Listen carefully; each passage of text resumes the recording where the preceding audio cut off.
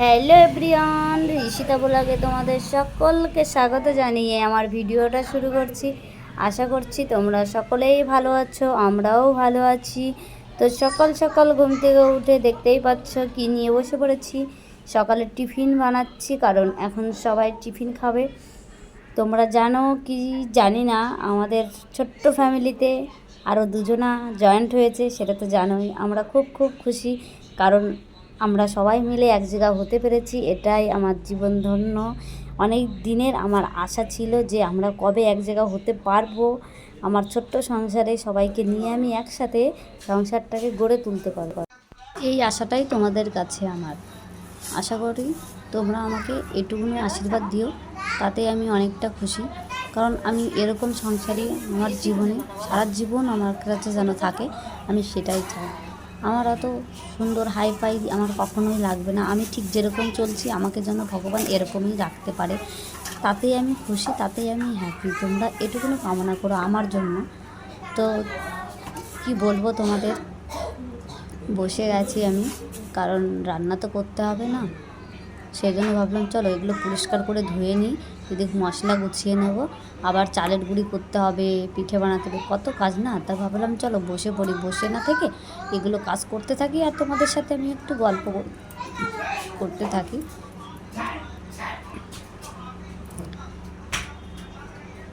পরিষ্কার করে নিয়ে তারপরে তোমাদের সাথে আমি একটু গল্প করবো বসে। কারণ তোমার দাদাভাই ধনেপাতা নিয়ে এসছে, বলেছে ধনেপাতা দিয়েও লঙ্কা দিয়ে খাবে, মানে ওই ছাঁচের পিঠে, সেই জন্য ওটাও নিয়ে এসছে। দেখা যাক কতটা তোমাদের সাথে আমি শেয়ার করতে পারি, অবশ্যই আমি শেয়ার করবো। আরে ঠিক আছে,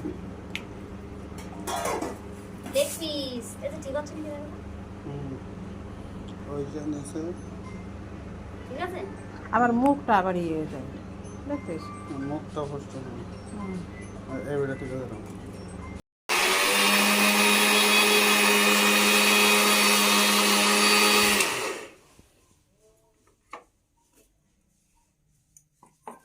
চালটা ঝরঝরে একদম চাল পুরি ঝরঝরে, বেশি সময় লাগছে না, বেজেছে ভালো না।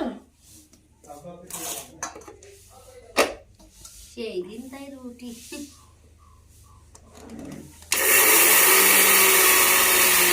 আজকেও কি রুটি বানাবা নাকি? আজকেও রুটি বানাবা? আগের দিন পিঠে বানাও, দেশি মুরগি নিয়েছে, খাবো, কত সুন্দর। আগের দিন পিঠে খাবো। আজকে খাবা পিঠে?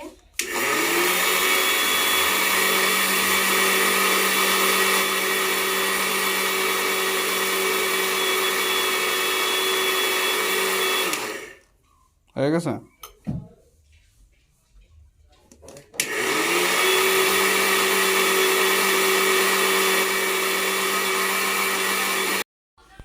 আমার এই ভিডিওটা যদি তোমাদের ভালো লাগে তো অবশ্যই লাইক কমেন্ট দিয়ে আমার পাশে থেকো প্লিজ। তো সব কাজকর্ম আমি সেরে, মানে যা যা মানে রান্না করতে বসবো সব গুছিয়ে কেটে সব হাতের কাছে রেখে তারপরে বসে গেছি মাংস রান্না করতে। মাংসটা রান্না হলে তারপরে পিঠেটা হবে। তো আমাদের যেহেতু উনুন নেই, সবটাই গ্যাসে করতে হয়, কিন্তু উনুনের রান্না তো খেতে বেশি টেস্টি লাগে না, সবাই তো জানো। তো কি করব বলো, এটাই আমাদের খেতে হয়। তো এখন রাত হয়ে গেছে, তো রাত্রের রেসিপিটা আমি তোমাদের সাথে একটু শেয়ার করছি। কে কে আমার মতো এরকম চিকেন রান্না করো। আমি পেঁয়াজটা কখনো মিক্সচারে দিই না, কারণ আমি ভাজা করে নিই পেঁয়াজটা ভাজা করে নিলে মাংসটা টেস্টি হয়, প্লাস কালারও সুন্দর আসে, ওই জন্য আমি এরকম করি। এখন যার যার যেরকম সুবিধা না, আমার এটাই আমার কাছে বেটার লাগে, তো আমি এটাই করি। যে কোনো মশলা রান্না করতে গেলে আমি পেঁয়াজটা ভাজা করে নিই। তো আমি রান্না করব ভেবে মানে ক্যামেরাটা ধরছি, শাশুড়ি মা রান্না করছিল, তো আমি ভাবলাম ক্যামেরাটা তাহলে আমি ধরি, কিন্তু শেয়ার করি। তোমার যেরকম রাঁধছে সেম আমিও এরকম করি, ওই জন্য ভাবলাম চলো বলেই দিই শাশুড়ি মায়ের রান্না করছে এটা। তো চিকেনের ভিতর কিন্তু আলু দিলে বেশি টেস্টি লাগে কি না জানি না, আমরা সেরকম একটা দিই না, কোনো রকম না দিলে না, আমরা 2 পিস দিয়েছি। আর চিকেন কষা হবে আর সরা পিঠে, কেমন টেস্টি বলো। দেখো লোহার ছাঁচে কে কে বানাও পিঠে, কে কে খাও, আমাকে একটু কমেন্ট করে জানাবে তো। টাটা বাই বাই, অন্য বেলাকে আবার দেখা হচ্ছে।